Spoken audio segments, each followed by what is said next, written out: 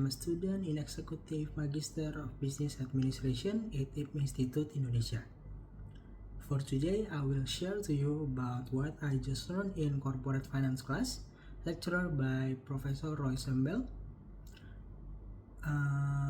in 2024 until 2025.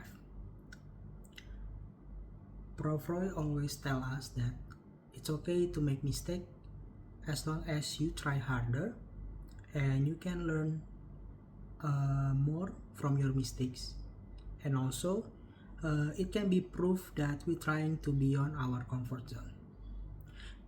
More or less we learn this class in 8 weeks, and so much insight that can be added into my knowledge.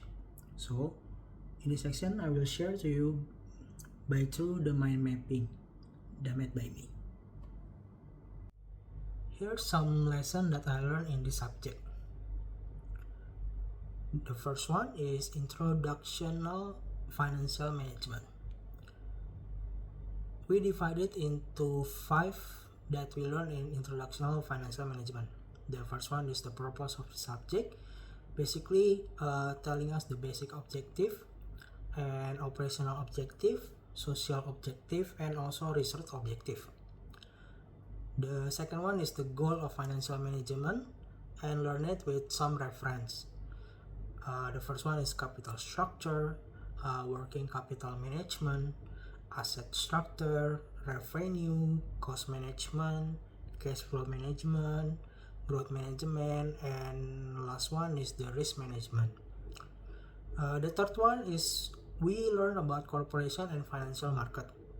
We learn in this section is the principal agent problem, a conflict of interest that occurs when one party, and we call it the principal, has another party, and we call it the agent, act on their behalf.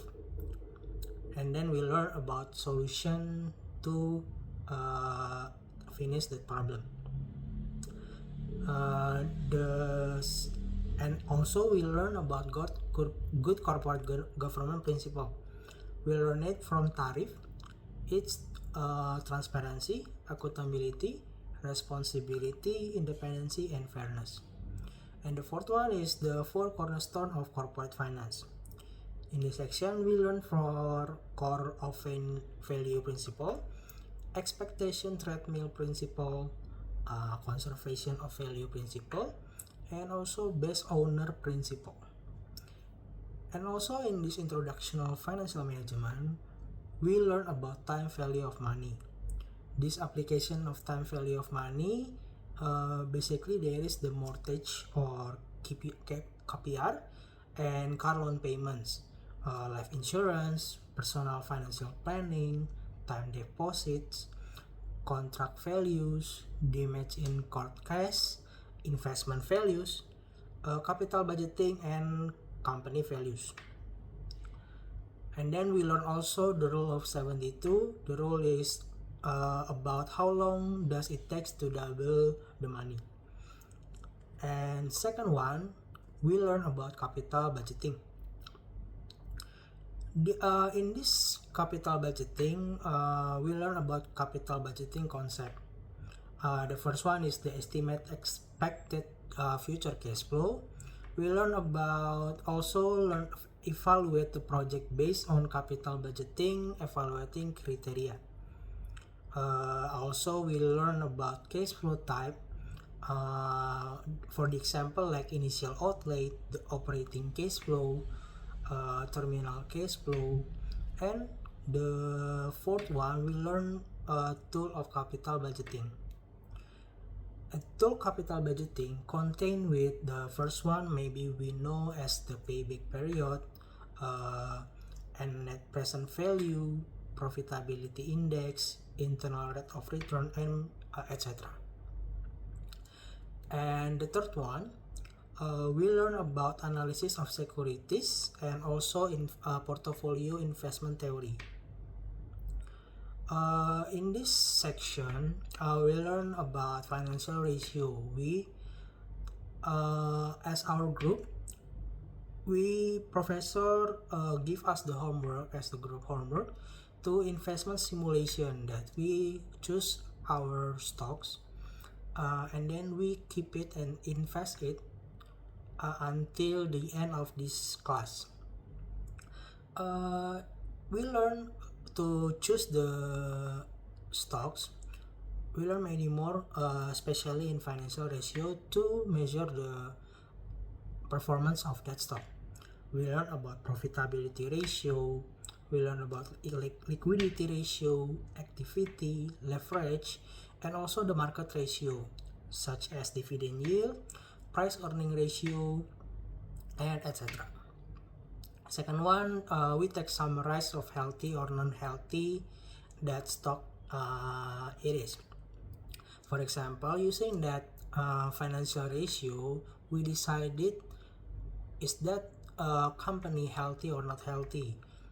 Prof. Roy used cases that close in the past stock that Loan Keng Hong invest until right now, that he choose United Tractor as for examples. And then the third one is the portfolio theory. The portfolio theory, basically the first one is the potential return, actual return, and required return. The second one is the ex ante versus the ex post. The third one is the return versus the risk itself. The fourth one is the total risk, systematic risk, and unsystematic risk. The fifth one is the correlation and diversifications. We learn also efficient and frontier portfolio, and also the portfolio theory and capital asset pricing model, or we call it CAPM.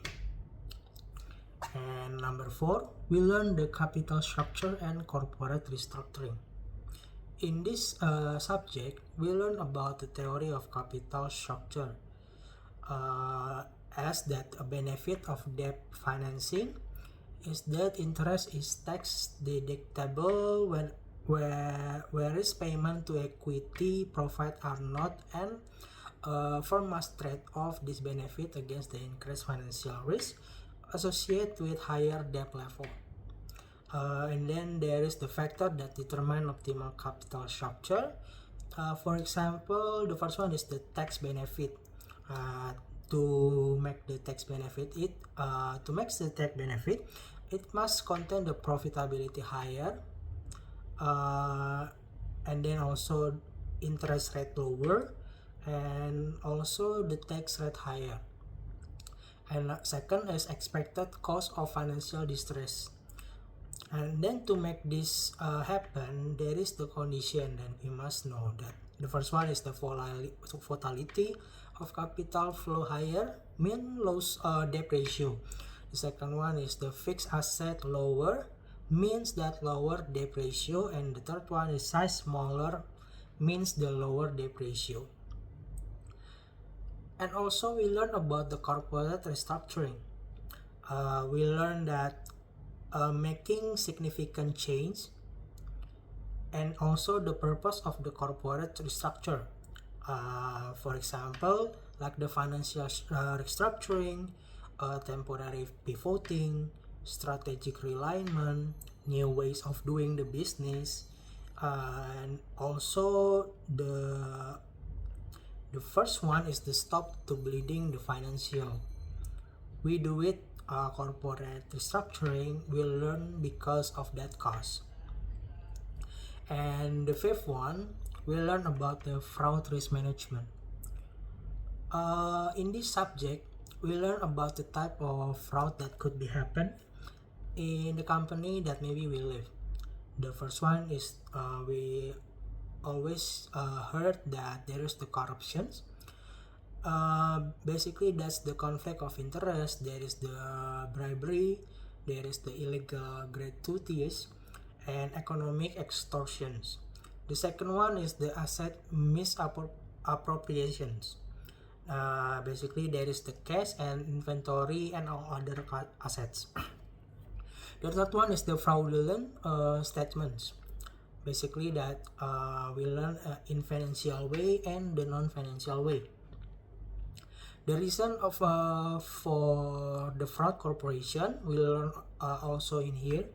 Basically there is some reason. The first one is the huge personal debt or losses, the lifestyle beyond the income capacity, and also gambling, and also etc.